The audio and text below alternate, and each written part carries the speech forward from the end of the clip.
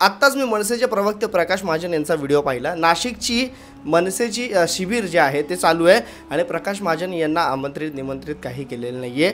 प्रवक्ते आहेत पक्षाचे तरीही देखील, आणि त्यांनी आता मुलाखत दिली ABP माझाला आणि त्यांनी सगळ्या त्यांचे खंत जे आहेत त्या सगळ्या गोष्टी सांगितल्यात। मला अक्षरशः अंगावर काटा आला।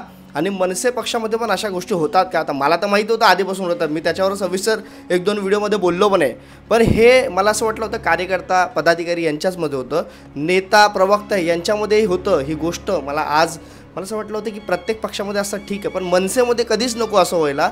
ही गोष्ट मी सतत सांगत असतो आणि ह्याच्या आधीही बोललो, याच्या पुढेही बोलणार।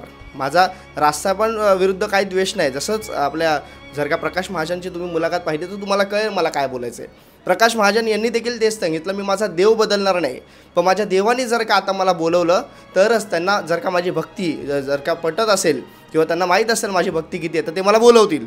आणि हाच विषय मी सतत वारंवार सांगत असतो, राजसाहेबांपर्यंत कुठलीच गोष्ट ही पोचली जात नाही आणि त्याचमुळे काय होतं, कार्यकर्ता पदाधिकारी नेते प्रवक्ते हे काय करतायत हे राजसाहेबांना कळत नाही आहे आणि जो रिपोर्ट असतो तो चुकीच्या पद्धतीने मनसे अध्यक्ष राजसाहेब ठाकरे यांच्यापर्यंत पोहोचवला जातो आणि त्याचमुळे आजपर्यंत मनसेला अपयश आले हे मी वारंवार सांगितलं आहे। त्या सोशल मीडिया आलीच, बाकीच्या गोष्टी आल्याच आणि कोणीतरी वर जातं आहे म्हणून त्याचा पाय खेचणं ही जी आपली ही गोष्ट आहे ना, मला असं वाटतं ही आपल्या पक्षात तरी नको व्हायला आणि हेच आज कुठेतरी मला असं वाटतं पाठिंबा जो असतो ना तो मिळालेला नाही आहे।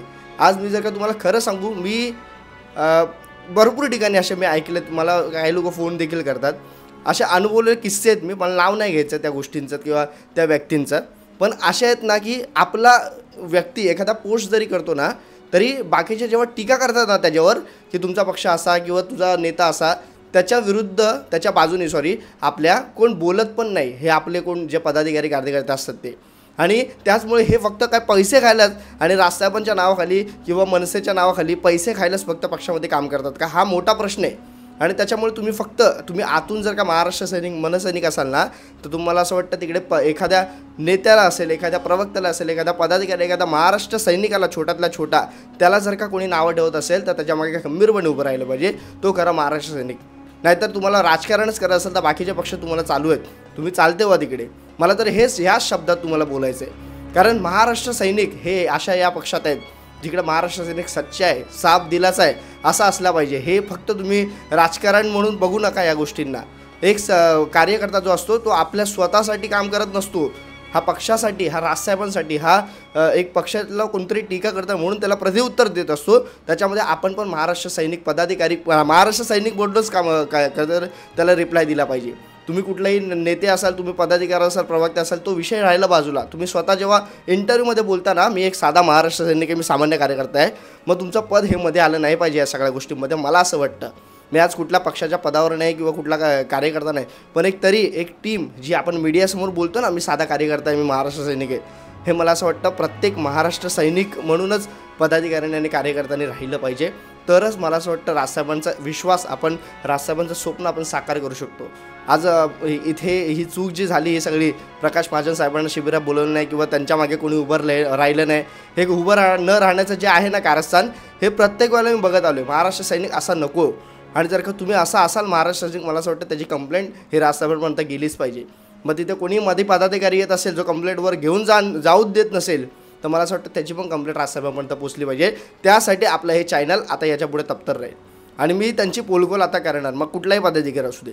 तर याचमुळे मला तुम्हाला हेच सांगायचं आहे, जास्तीत जास्त मनसेचा, राजसाहेबांचा प्रचार करा आणि त्याला प्रतिउत्तर जर का कोणी देत असेल, आपल्या विरोधात कोण बोलत असेल तर मला असं वाटतं आपण महाराष्ट्र सैनिक म्हणून आपले किती मतभेद असेल बाजूला ठेवा, राजसाहेबांसाठी एकत्र या, पक्षासाठी एकत्र या, एवढंच मला सांगायचं आहे। कारण तुम्ही हे अशा गोष्टी करून ना राजसाहेबांना धोका देताय, पक्षाला धोका देताय, एवढं गोष्ट लक्षात ठेवा, हेच मला सांगायचं। बाकी इतर सगळीकडं हे घडतंय, प्रत्येक विभागात प्रभागात प्रत्येक जण मला वर जायचं हे प्रयत्न चालू आहेत। प्रत्येक जण काही ठिकाणी राजसाहेबांच्या नावाखाली, पक्षाच्या नावाखाली पैसे खातात, या पण गोष्टी मी ऐकल्यात, पाहिल्यात, पण तुम्ही जे खातायत ना तसं काम पण करा, मला एवढंच सांगायचं। बाकी सगळ्याच पक्षामध्ये त्या गोष्टी चालतात, पण आपल्या पक्षामध्ये आपला पक्ष म्हणून लोक जे आहेत ते वेगळ्या नजरेने बघतात, त्याचा एक आदर सन्मान ठेवा, मला एवढंच सांगायचं आहे।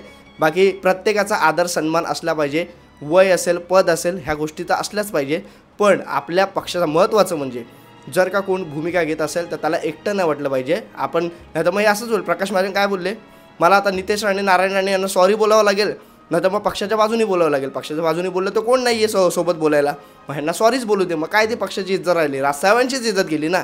मला असं वाटतं ह्या गोष्टी समजल्या पाहिजेत.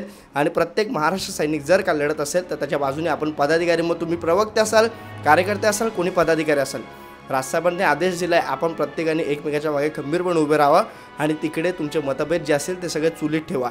हे राजसाहेबांचं वाक्य मला अजूनही आठवतं. प्रत्येक मी 1-2 जणांकडून पण ऐकलेलं आहे. राजसाहेबांनी सांगितलं आहे की बाबा तू कुठला, हा इकडे, हा तू तिचा मतभेद आहे, हे हा मग तिकडे जिकडे मी तुला एक किस्सा आहे, मला कोणतरी सांगितलं होतं, मला नाव नाही घ्यायचं आहे.